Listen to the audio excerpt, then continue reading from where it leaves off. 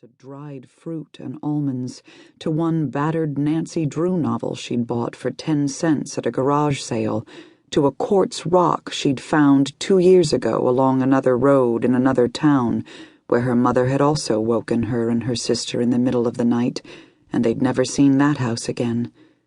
Maybe other children had toys, pets, TVs, computers, school, friends. The little girl had her backpack, her older sister, her mother, and this. Her mother had reached the first floor. She held up her hand, and wordlessly the little girl halted. She still heard nothing, but watched silvery dust motes swirl around her mother's boot-clad feet. Now the little girl could hear a noise, a rattle, followed by 2 thumps, the old furnace finally registering the chill and kicking to life. After another moment, the distant thumping ceased, and the midnight hush returned. The little girl looked. The little girl listened. Then, unable to determine any sign of danger, she peered up solemnly at her mother's pale face.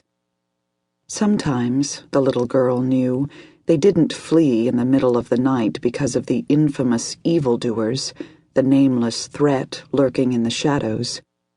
Sometimes they fled because training didn't allow time for working, which didn't allow for money to pay for rent, or heat, or food.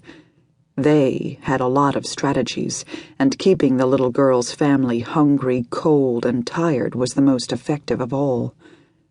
At this stage of her life, the little girl could drift as soundlessly as a shadow and see as keenly as a cat in the dark.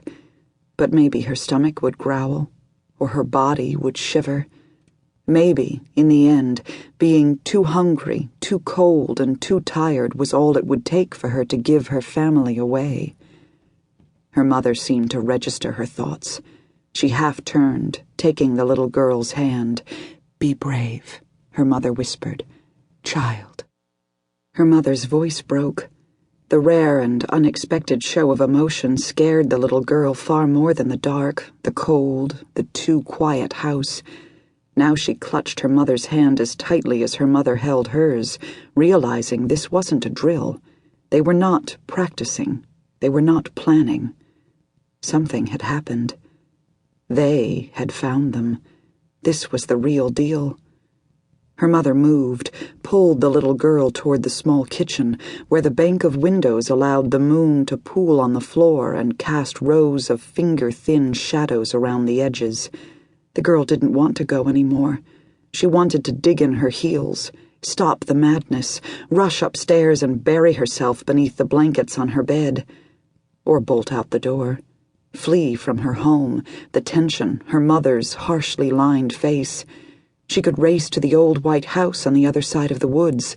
A young boy lived there. She watched him sometimes, spied on him from the sprawling oak tree. Twice she caught him watching her back, expression thoughtful. She never said a word, though. Good girls didn't speak to boys. Soldiers did not consort with the enemy. Sis. She needed her older sister. Where was Sis?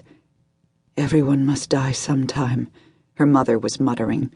She'd reached the middle of the kitchen, stopping abruptly. She seemed to be studying the moonlight, maybe listening for sounds of further danger. The little girl spoke for the first time. "Mommy?"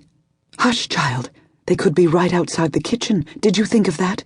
Right there, outside that window, backs resting against that wall, listening to our every footstep.